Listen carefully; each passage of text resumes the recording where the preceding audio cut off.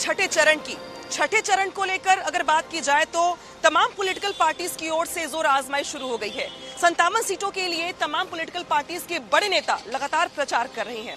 इसी कड़ी में पीएम मोदी आज देवरिया पहुंचे। देवरिया पहुंचकर पीएम मोदी ने बड़ी जनसभा को संबोधित किया और समाजवादी पार्टी पर परिवारवादी और विकास का विरोधी होने का आरोप लगाया।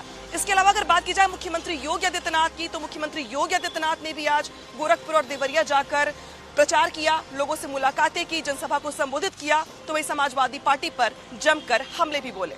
सुनिए।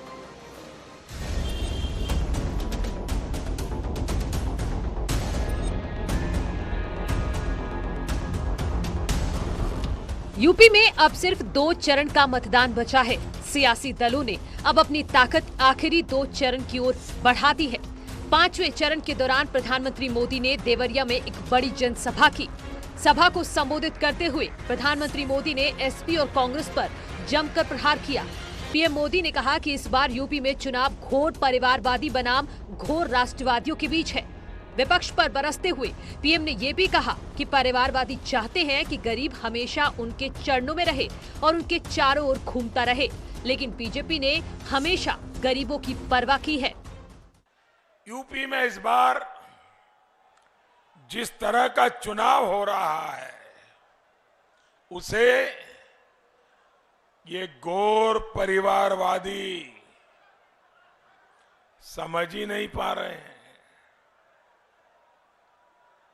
इस बार का चुनाव घोर परिवारवादियों और घनघोर राष्ट्रभक्तों के बीच है। इन परिवारवादियों ने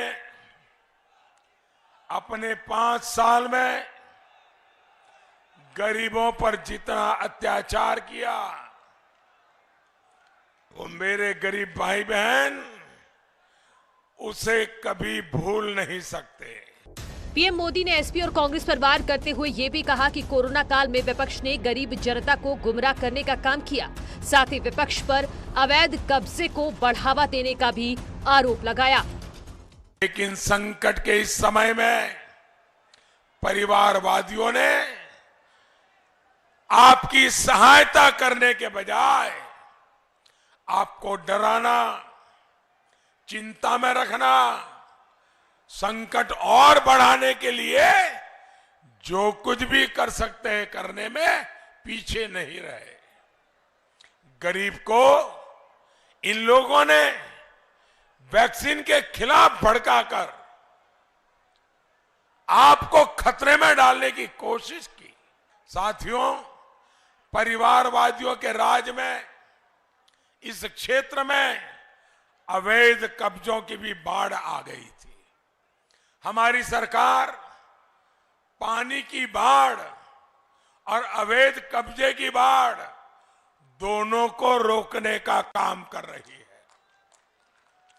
भाजपा सरकार अब ऐसी व्यवस्था बना रही है कि कोई अपराधी किसी गरीब के घर की तरफ आंख उठाकर नहीं देख पाए। वहीं सीएम योगी ने भी गोरखपुर और देवरिया में जनसभा की। समाजवादी पार्टी पर बरसते हुए सीएम योगी ने कहा कि बुलडोजर आगे भी चलता रहेगा।